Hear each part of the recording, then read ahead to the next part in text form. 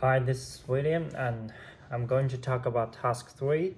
Task 3 is about how Australia and Canada support the social inclusion and psychological resilience of adolescents with autism. I chose this topic because I work in early childhood education and have supported children on the autism spectrum. It made me wonder on what happens when they get older, and are schools getting help them to build friendships, or are they just being placed in the mainstream classrooms? To search this, I used sources like Cheek, Zimbora, and Gillespie Lynch. I found Canadian studies particularly useful, especially about peer support programs. I also reflected on how inclusion looks different in theory and in practice.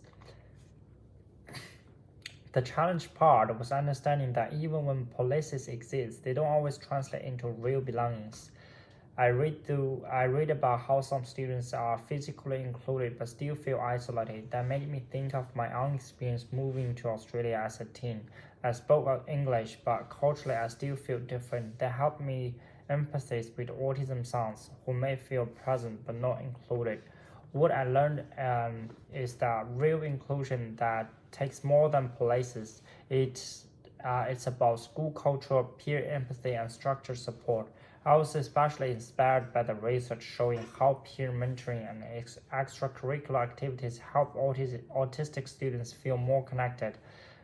In my future work, I want to apply this by creating inclusive environments from the start.